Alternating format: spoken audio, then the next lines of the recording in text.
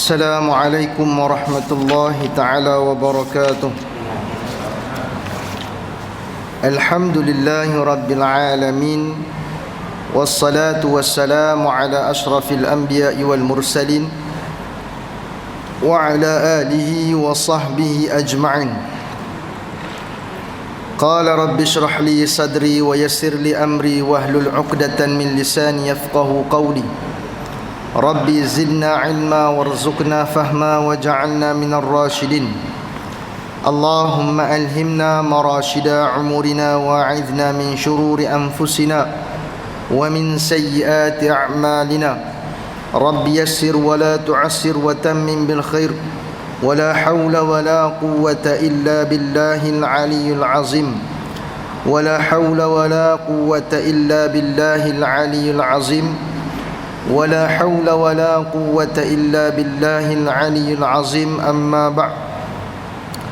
Alhamdulillah, para jemaah muslimin dan muslimat yang dirahmati dan dikasihi oleh Allah Subhanahu wa taala. Alhamdulillah, syukur pada Allah Subhanahu wa taala atas limpah kurnia yang diberikan kepada kita, yang mana setiap kurniaan yang Allah Subhanahu wa taala beri tersebut, ataupun kita sebut nikmat tersebut, semuanya akan dipersoalkan, semuanya akan ditanyakan oleh Allah Subhanahu wa taala. Beruntunglah orang yang mana dalam nikmat tersebut Allah izinkan untuk buat ibadat mengikut cara Nabi sallallahu alaihi wasallam, dan memperuntukkan di antara 24 jam seharian itu sedikit masa untuk duduk beriktikaf di masjid dan juga mendengar akan perbincangan kalam-kalam sama ada ilmu ataupun perkara-perkara yang membesarkan Allah, ataupun menselawati kepada Nabi sallallahu alaihi wasallam. Moga-moga masa yang kita peruntukkan ini Allah Subhanahu wa taala terima di akhirat kelak. Amin ya rabbal alamin. InsyaAllah pada malam ini kita meneruskan perbicaraan kita menggunakan kitab Khulasah Al-Kalam Syarah Nazam Aqidatul Awam, pada muka surat yang ke-24, pada membicarakan berkenaan dengan nazam yang berbunyi summa salatu wassalamu sarmada ala nabiyyi khairi man qad wahada wa alihi wa sahbihi wa man tabi' sabila dinil haqqi ghaira mubtadi'. Perbicaraan ini selepas kita bicara pada memuji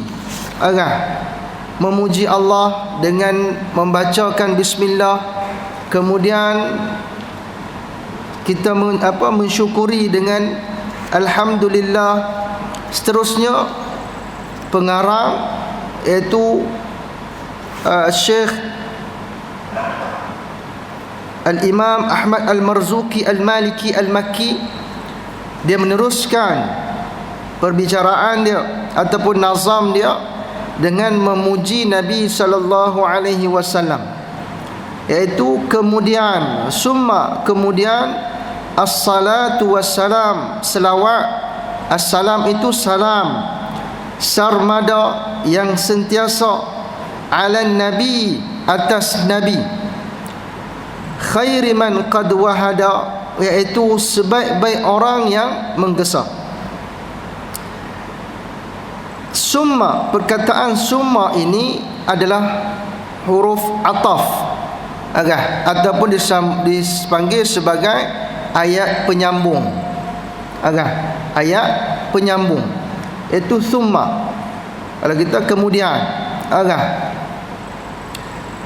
kemudian daripada itu, selepas dibicarakan tentang basmalah dan hamdalah, memuji Allah Subhanahu wa taala, maka wassalatu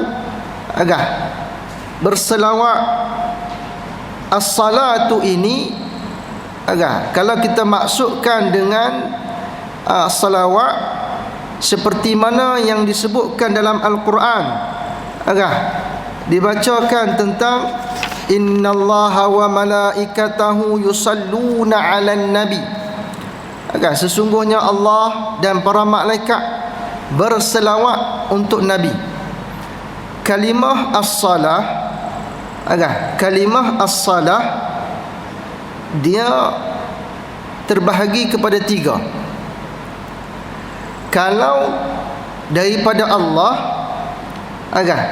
kalau daripada Allah bermaksud Allah memuji dan memberi penghormatan kepada Nabi sallallahu alaihi wasallam. Itu yang pertama. Yang kedua, kalau malaikat yang mengucapkan salawat ataupun as-salah kepada Nabi bermaksud malaikat memohon ampun, maghfirah kepada Nabi sallallahu alaihi wasallam. Adapun yang ketiga, iaitu manusia yang berselawat kepada Nabi adalah untuk mendoakan dan mengambil berkat akan Nabi sallallahu alaihi wasallam. Dan ditulis di sini as-salah ialah satu bentuk permintaan dengan kebaikan. Dan hakikat juga salat ini yang kita laksanakan, salat adalah satu doa.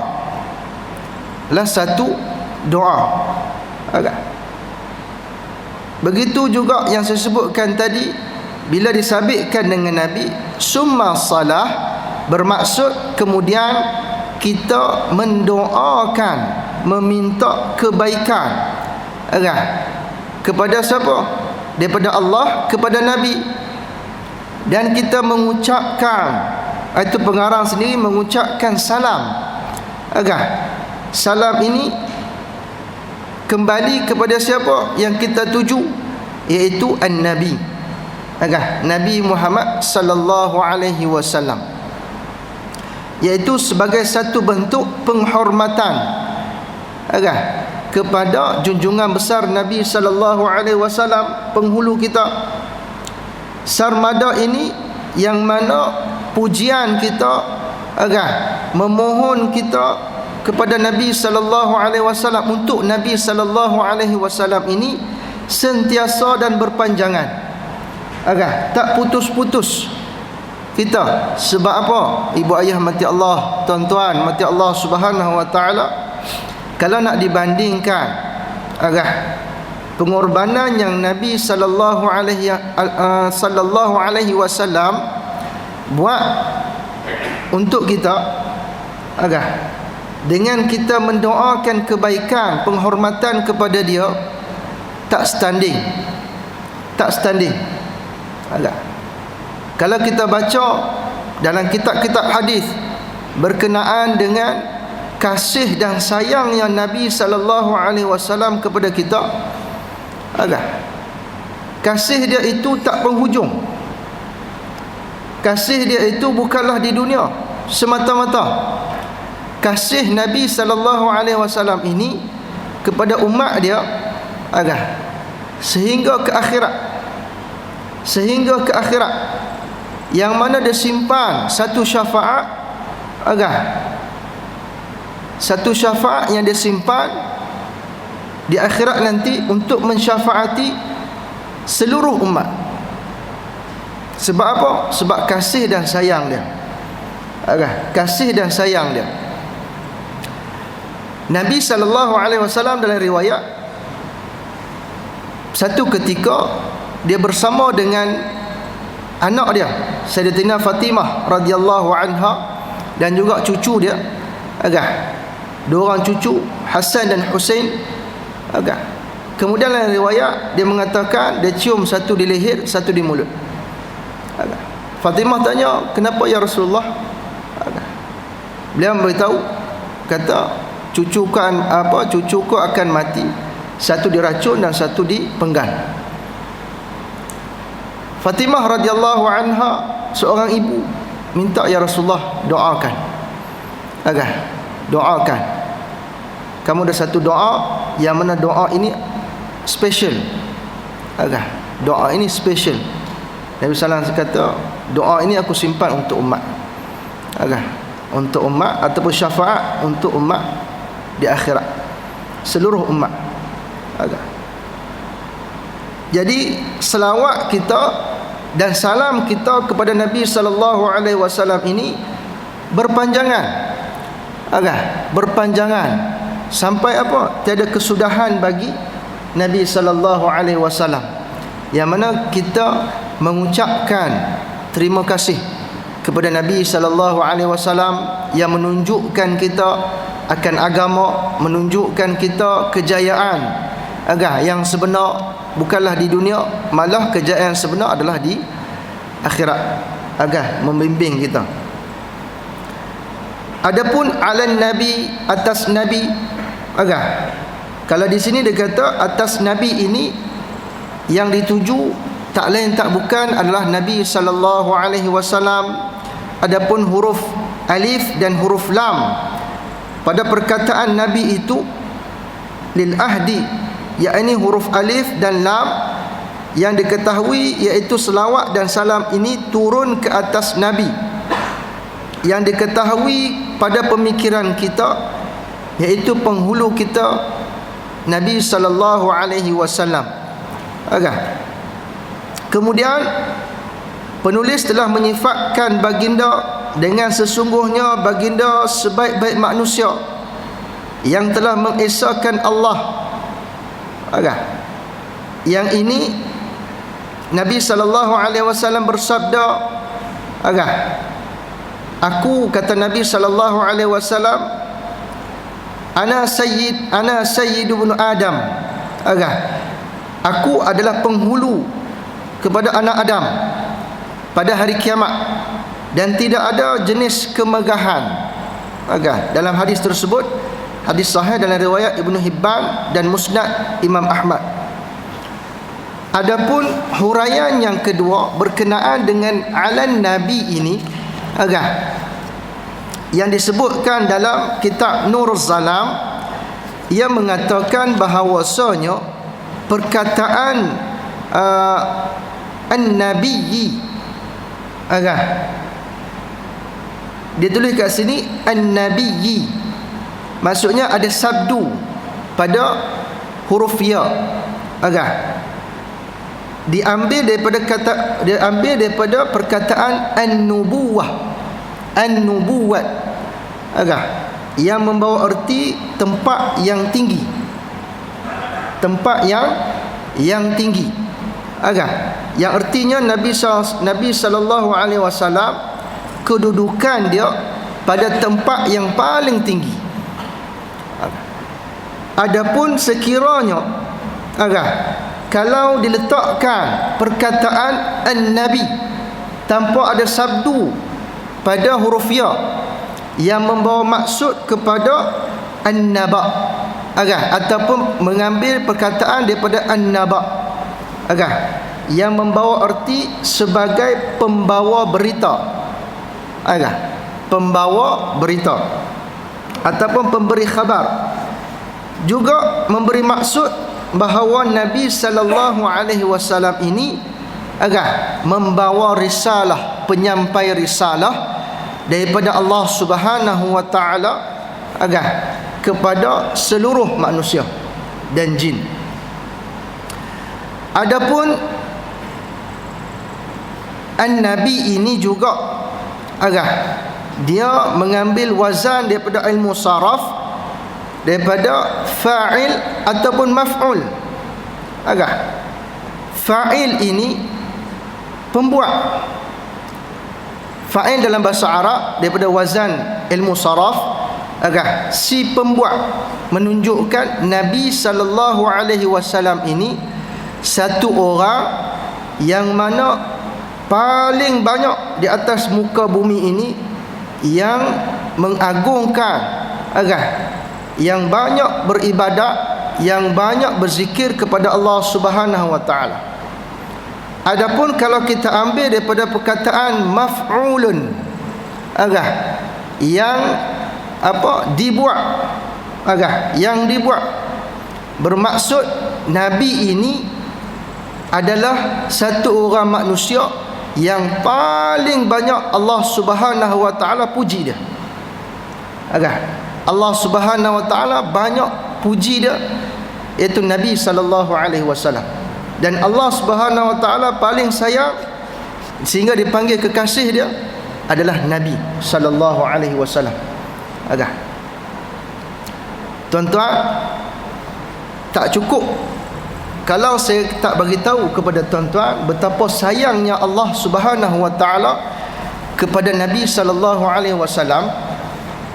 Kalau kita tengok dalam Al-Quran, perkataan yang mengatakan kalimah Muhammad hanya ada 4 sahaja dalam Al-Quran. Allah Subhanahu wa taala kalau dia nak dalam Al-Quran, dia nak panggil mana-mana Nabi, maka Allah Subhanahu wa taala akan panggil nama. Ya Zakaria, inna ya Zakaria inna nubashiruka, satu ayat Quran. Ya Ibrahim, Allah Taala panggil. Dalam Al-Quran juga Allah Subhanahu wa taala akan panggil nabi-nabi ini dengan nama. Ya Yahya khudhil kitaba biquwwah, dengan nama. Adapun Nabi sallallahu alaihi wasallam, bila Allah Subhanahu wa taala nak seru, Allah tak akan panggil dia dengan nama ya Muhammad, tak. Allah akan panggil dengan panggilan. Menunjukkan apa? Menunjukkan sayangnya, kasihnya Allah Subhanahu wa taala pada Nabi. Siapa dia? Nabi kita, penghulu. Allah Taala akan panggil dia dengan panggilan. Ya ayyuhal muddathir, ya ayyuhal muzammil. Semuanya Allah Taala panggil dengan panggilan bila nak memanggil. Adapun kalau Allah Subhanahu wa taala nak bagi tahu kepada manusia berkenaan dengan kerasulan, barulah disebutkan nama. Wa ma Muhammadun illa rasulun qad khalat min qablihi ar-rusul. Sesungguhnya Muhammad itu adalah seorang utusan yang mana sebelum-sebelum ini juga diutuskan beberapa orang utusan. Dan ayat-ayat yang lain yang menunjukkan penyataan tentang kerasulan. Tapi bila panggil, Allah Subhanahu wa taala akan panggil dengan panggilan manja. Allah Taala tak akan direct panggil nama dia. Kalau dalam kehidupan rumah tangga kita, mungkin orang lain berbeza, tapi kebanyakan dia ada panggilan manja. Panggilan manja. Kalau dengan isteri misal kata nak manja, kita panggil sayang. Sayang pada isteri kita. Isteri tahu bila panggil sayang tu kat dia lah. Nabi SAW dia aplikasikan kepada isteri dia. Sayyidatina Aisyah radhiyallahu anha, Nabi SAW sayang kepada isteri dia. Dia tak panggil Aisyah. Kalau nak manja dia panggil siapa? Ya Humaira. Wahai si pipi kemerah-merahan. Tahu dah, oh ni Nabi SAW panggil manja kepada isteri dia. Allah Subhanahu wa taala dalam Quran tunjukkan, dan Nabi SAW aplikasikan bagaimana Allah Subhanahu wa taala tunjukkan kepada dia. Yang salah aplikasikan dalam kehidupan dia. Dan kita pun patut ikut seperti mana sunnah Nabi SAW. Bila kita sayang pada satu orang, kita panggil dengan, contoh isteri kita, kita panggil dengan panggilan yang suka pada dia. Dia suka. Bukannya dia tak suka. Contoh kita panggil pendek, oi gemuk dan sebagainya. Dia tak suka. Kita pun tak suka. Itu menunjukkan Allah sayang cinta kepada Nabi sallallahu alaihi wasallam. Dan Nabi sallallahu alaihi wasallam ini adalah satu manusia yang paling utama di antara orang-orang yang mengesahkan Allah Subhanahu wa taala. Dan Nabi sallallahu alaihi wasallam adalah satu orang yang mana Allah Subhanahu wa taala memuliakan dia, serta mengisikan kepada dada Nabi sallallahu alaihi wasallam keutamaan, yang mana Nabi sallallahu alaihi wasallam ini melampaui daripada 1000 orang, 1000 orang lebih daripada manusia, jin dan juga nabi-nabi yang terdahulu. Kemuliaan dia, keutamaan dia di sisi Allah Subhanahu wa taala. Satu orang penyair, iaitu yang biasa kita dengar, Imam Al-Bushiri, iaitu pengarang Maulid Burdah dengan Bahar Basit. Dia telah menulis syair sebagai berikut. Faqan nabiyyin fi khalqin wa fi khuluqin wa lam yudanuhu fi ilmin wala karamin wa kulluhum min rasulin multamisun ghurfan min al-bahar aw rashfan min ad-diyam. Kata penyair tersebut, ia iaitu Nabi mengungguli kepada sekalian para nabi dalam bentuk rupa maupun akhlak, dan mereka pun tidak bisa mendekatinya dalam hal ilmu pengetahuan ataupun kemurahan hati. Wa kulluhum min rasulillah, dan mereka semua mendapat dari Rasulullah bagaikan mengambil segenggam air dari lautan atau seteguk air hujan. Menunjukkan apa dia? Keutamaan beliau melampaui para nabi yang lain, sama ada dari sudut akhlak, sama ada dari sudut rupa, sama ada dari sudut perilaku mereka, mulia, dermawan, kasih sayang dan sebagainya. Tuan-tuan, ibu ayah mati Allah Subhanahu wa taala, bukanlah saya bicara ini nak maksudnya nak memuja Nabi sallallahu alaihi wasallam melebihi kepada Allah. Tak. Bukan begitu. Cumanya pujian yang nak bagi tahu kepada kita untuk kita tanamkan kecintaan dalam diri kita kepada satu susuk tubuh yang bernama Muhammad bin Abdullah, iaitu utusan Allah Subhanahu wa taala, itu Rasulullah sallallahu alaihi wasallam.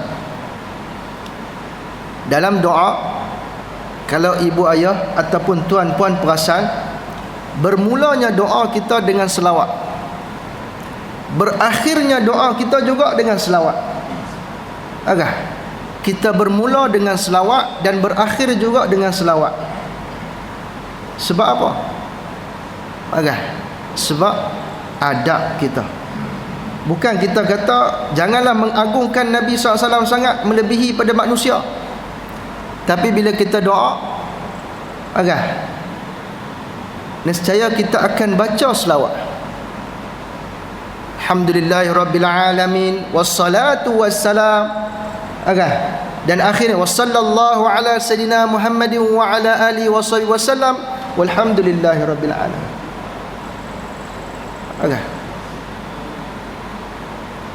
Kalau atas dunia ini satu orang yang besar, satu orang raja yang payah kita nak bertemu dengan dia, kita nak jumpa dengan dia susah, tapi kita nak jumpa dengan orang kanan dia ada peluang, maka kita akan buat apa? Kita akan jumpa orang kanan dia, kita akan beritahu apa masalah dia, dia akan beritahu kepada raja tersebut. Tapi kalau kita buat surat layang terus hantar kepada raja, sampai tak sampai? Misalan. kita gunakan orang yang Allah Subhanahu Taala cinta, Allah Subhanahu Taala sayang,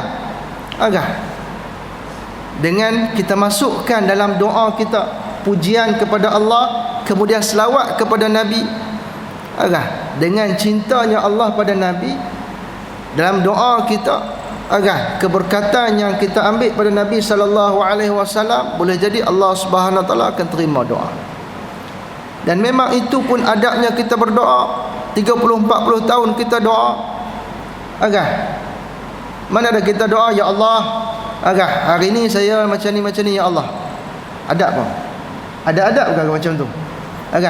Ya Allah, saya nak RM100, tolong bagi ya Allah. Kalau tak mau bagi, tak tahulah apa jadi ya Allah. Tak bagi, saya merajuk ya Allah. Mana adab kita? Jadi sebab tu pengarang kita ataupun semua orang ulama menyanjungi Nabi sallallahu alaihi wasallam. Tak cukup dengan Nabi sallallahu alaihi wasallam, maka disambung wa alihi, iaitu keluarga Nabi sallallahu alaihi wasallam. Selawat dan salam ke atas baginda sallallahu alaihi wasallam. Penulis membawa datang, iaitu muka surat 25, dengan jalan ikutan akan selawat dan salam ke atas keluarga Nabi. Dan mereka itu adalah anak cucu Bani Hashim dan anak cucu Bani Muttalib, iaitu golongan yang diharamkan ke atas mereka mengambil zakat. Kita muliakan Nabi, begitu juga kita muliakan keturunan Nabi sallallahu alaihi wasallam. Namun ada pengertian yang mengatakan yang dimasukkan keluarga Nabi di sini adalah keseluruhan orang mukmin. Ada juga yang mengatakan bila dikatakan wa alihi tersebut adalah seluruh keluarga, seluruh orang mukmin yang beriman, Islam dan beriman sungguh-sungguh adalah keluarga Nabi sallallahu alaihi wasallam, menunjukkan termasuk dalam selawat tadi. Namun ada yang lebih spesifik mengatakan wa alihi ini adalah hanya semata-mata keturunan Nabi sallallahu alaihi wasallam. Adapun wa sahbihi, dan juga ada yang mengatakan wa alihi ini termasuklah para nabi yang Nabi sallallahu alaihi wasallam pernah berjumpa ketika mana Isra dan Mi'raj, maka disebutkan juga itu wa alihi. Ini pendapat yang satu lagi daripada para ulama. Termasuklah sahabat Nabi yang mana ahli keluarganya, iaitu sahabatnya yang buta, Ibnu Abi Makhtum. Begitu juga dengan Nabi Khidir alaihi salam, juga pendapat ulama mengatakan termasuk dalam wa alihi. Sementara wa sahbihi adalah sahabat yang mana mereka ini bertemu dengan Nabi sallallahu alaihi wasallam, bertemu mata dengan Nabi sallallahu alaihi wasallam, itulah dikira sebagai sahabat. Adapun orang yang lahir pada zaman Nabi tak bertemu dengan Nabi, bersemuka dengan Nabi, maka tak dikira sebagai sahabat. Wattabi'in, wa sahbihi wa man tabi'. Pengertian dia kata kat sini dia sebut wasah bihi, jamak bagi perkataan sahib, iaitu sahabat handai Nabi, rakan-rakan taulan, yang mana dimasukkan sekali Nabi Khidir alaihissalam, dan wasahib atau teman taulan itu dari sudut bahasa orang yang lama pergaulan dengannya ataupun bertemu muka, bertemu muka. Pada sudut istilahnya seperti mana yang saya bagi tahu, wa man tabi', dan orang yang mengikuti yang dikendaki adalah golongan yang datang dari kalangan orang Islam selepas generasi sahabat, daripada golongan tabi'in hingga ke hari kiamat. Hingga hari kiamat. Jadi perkataan waman tabi' ini termasuk dalam selawat tadi, selawat kepada Nabi dan salam kepada Nabi adalah kita selawat dan kita mendoakan penghormatan kepada Nabi, dan kita bagi salam kepada Nabi, dan begitu juga kepada ahli keluarga Nabi sallallahu alaihi wasallam. Begitu juga kita bagi mendoakan kesejahteraan, penghormatan kepada sahabat-sahabat Nabi, dan juga waman tabi'. Siapa dia waman tabi'? Selepas sahabat sehinggalah hari kiamat. Sehinggalah hari kiamat. Siapa dia hari kiamat? Termasuklah orang-orang Islam, termasuklah kita, tapi dengan syarat. Dengan syarat apa dia? Sambungan. Sambungannya adalah ala sabil sabili dinil haq. Yang mana orang yang mengikuti tersebut adalah di atas jalan agama yang benar. Di atas jalan agama yang benar, barulah diiktiraf sebagai waman tabi', yang mana bila kita kata wassalatu wassalam ala nabi wa alihi wa ashabihi wa man tabi', Nabi, ahli keluarga dia, sahabat Nabi, dan waman tabi'. Waman tabi' ni kalau ikutkan sampai kita semua, sampai kita semua sehingga hari kiamat. Tapi ciri-ciri itu macam mana? Ciri-ciri dia adalah orang yang mana dia bawa agama yang betul, yang hak, dan ghaira mubtadi', yang bukan dia bawa agama yang mereka-reka. Bukan bawa agama dengan cara mereka-reka, ataupun kita panggil bid'ah. Kita panggil apa dia? Bid'ah. Jadi penjelasan dia begini. Maksud sabili dini yang tertulis dalam nazam adalah,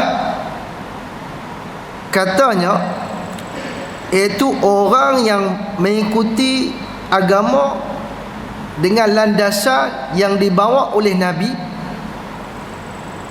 para sahabat, tabi'in, tabi'in, mengikuti para ulama, mengikuti para ulama. Itu baru betul jalan agama. Jalan agama atas sabil atau jalan ataupun tarik yang baik dan yang lurus. Yang mana kita kata ihdinas siratal mustaqim, tunjukkan jalannya lurus. Jadi jalan yang lurus ditunjukkan oleh siapa? Nabi. Yang pertama, Allah Subhanahu wa taala turun kepada Nabi. Nabi SAW tunjukkan. Kemudian siapa yang mengikuti Nabi? Sahabat Nabi SAW. Kemudian siapa? Tabi'in. Kemudian siapa? Tabi'in. Kemudian siapa? Para ulama, ataupun kita sebut sebagai mazahib, iaitu ulama mazhab. Kemudian selepas ulama mazhab, para pengikut-pengikut, iaitu ulama-ulama yang mana menunjukkan kepada kita kalau hukum-hukum berkenaan dengan ijma', qiyas dan sebagainya. Itu barulah yang dikatakan ala sabili dinil haq ghaira mubtadi'. Kalau kata menyimpang daripada itu, kan, maka itulah dipanggil ghairu mubtadi'. Maka kata pengarang kitab, kan,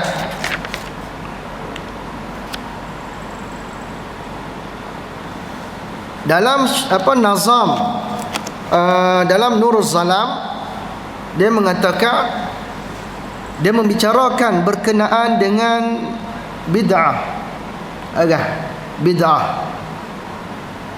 Hari ini ibu ayah, tuan-tuan, puan-puan mati Allah Subhanahu wa taala, ramai ilmuan-ilmuan yang sebenar dan ramai ilmuan-ilmuan yang bukan sebenar, panggil celuplah, yang mana membicarakan berkenaan bid'ah, yang bicarakan berkenaan bid'ah. Namun yang menariknya, dalam kitab Nuruz Zalam yang mana dikarang oleh Syekh Nawawi, Imam Syekh An-Nawawi Al-Bantani, itu satu orang ulama Indonesia, satu ulama yang besar. Dia membahagikan bid'ah ini kepada 5. Dia membahagikan bid'ah ini kepada 5. Secara ringkasnya, bid'ah yang pertama dia kata adalah bid'ah wajib. Bid'ah ni apa dia? Bid'ah ini satu benda yang direka, satu benda yang Nabi SAW tak buat. Pada zaman Nabi SAW tak buat. Kemudian selepas zaman Nabi dibuat, itu dipanggil bid'ah. Bid'ah. Zaman Nabi tak buat benda tu. Tapi bila zaman selepas Nabi dibuat. Sahabat Nabi pun ada yang buat. Contohnya apa dia? Selepas ini saya beritahu. Yang pertama, Imam Syekh Nawawi Al-Bantani dia kata, yang pertama bid'ah yang wajib. Bid'ah yang wajib bagaimana? Bid'ah yang wajib dia kata bid'ah yang ada kaitan dengan kewajipan dan dalil-dalil kewajipan dari syariat. Zaman Nabi tak ada dibukukan Al-Quran. Tak ada. Carilah dalam sejarah, ada tak zaman Nabi dibukukan Al-Quran? Tak ada. Sahabat Nabi, dia dapat wahyu, dia tulis catat dekat helaian simpanan sendiri. Ada yang dapat surah ini, ada dapat ayat ini dan sebagainya. Zaman Nabi tak ada dibukukan Al-Quran. Tanya pilah mana-mana ulama, tak ada dibukukan Al-Quran. Dibukukan Al-Quran ketika zaman Abu Bakar Siddiq, dicari. Kemudian pada zaman Osman baru dibukukan betul, lengkap. Dipanggil Ritham Osmani.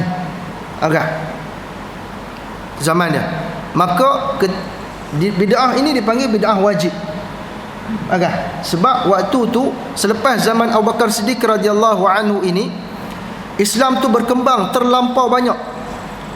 Daripada zaman Abu Bakar sampai Osman ni, Islam berkembang sehingga orang yang bukan Arab pun menerima Islam, dan mereka ini tak mahir dengan bahasa Arab.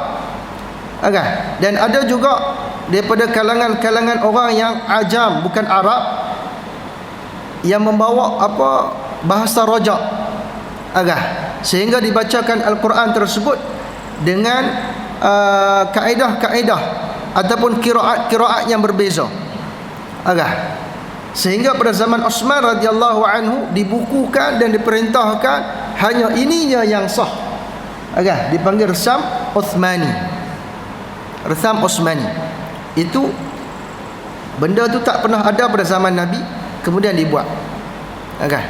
Begitu juga dengan pembelajaran bahasa Arab.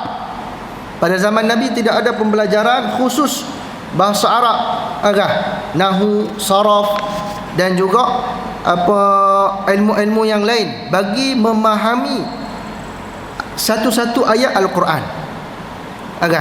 Maka pada selepas zaman Nabi barulah diwujudkan madrasah-madrasah, sekolah-sekolah yang mana mengkhususkan berkenaan dengan ilmu nahu, saraf, ma'ani, bayan, lughat dan sebagainya. Agak selepas zaman Nabi SAW. Ini juga dipanggil sebagai bid'ah yang wajib. Agak sementara yang lain-lain, ilmu berkenaan dengan ilmu yang lain-lain tersebut tak dipanggil sebagai bid'ah yang wajib, sebagai kifayah sahaja. Okay. Jadi saya rasa setakat itu dulu. Gantungan atau tergantung pada perbicaraan berkenaan dengan ayat yang dikatakan ghaira mubtadi' ini. InsyaAllah saya nak bawa kepada kuliah hadapan berkenaan dengan bid'ah ini. Pengkhususan dia InsyaAllah kita akan bicara pada bulan hadapan, supaya difahami berkenaan bid'ah ini. Sebab terlalu sangat masyhur, mengelirukan berkenaan bid'ah. Jadi khususnya untuk bulan hadapan kita bicara sedikit apa dikatakan oleh Syekh Nawawi Al-Bantani berkenaan bid'ah. Dan Cikgu Ramli dia tanya saya, boleh tak untuk bulan hadapan, iaitu bulan puasa, kuliah ditukar kepada subuh 1 Ramadan. InsyaAllah pada 1 Ramadan kuliah subuh kita akan bicara berkenaan dengan bid'ah wajib, bid'ah sunnah dan sebagainya lah. Sekadar itu dahulu. Wallahu ta'ala alam. Saya minta ampun dan minta maaf kepada Allah Subhanahu wa ta'ala. Begitu juga dengan tuan-tuan, ibu ayah mati Allah Subhanahu wa ta'ala, atas mungkin terkasar bahasa ataupun tersilap bicara, kekurangnya ilmu dan sebagainya. Sama-sama kita dapat ambil manfaat daripada ilmu ini, bukan daripada orang yang bercakap, tapi daripada ilmu yang disampaikan. Tutup majlis kita dengan tasbih kafarah, suratul as dan doa. Subhanakallahumma wa bihamdika asyhadu an la ilaha illa anta astaghfiruka wa atubu ilaik. Subhana rabbika rabbil izzati amma yasifun, wassalamun alal mursalin, walhamdulillahi rabbil alamin. Bismillahirrahmanirrahim. Wal 'ashr innal insana lafi khusr illa alladhina amanu wa 'amilus salihat wa tawassaw bil haqq wa tawassaw bis sabr. A'udzu billahi minasy syaithanir rajim. Bismillahirrahmanirrahim. Alhamdulillahi rabbil alamin. Wassalatu wassalamu ala asyrafil anbiya'i wal mursalin wa ala alihi wa sahbihi ajma'in. Allahumma ja'al jam'ana jam'an marhuma wa tafarraqana min ba'dihi tafarruqan ma'suma. Wa sallallahu ala sayidina Muhammadin wa ala alihi wa sahbihi wa baraka wa sallam. Walhamdulillahi rabbil alamin. Assalamualaikum warahmatullahi taala wabarakatuh.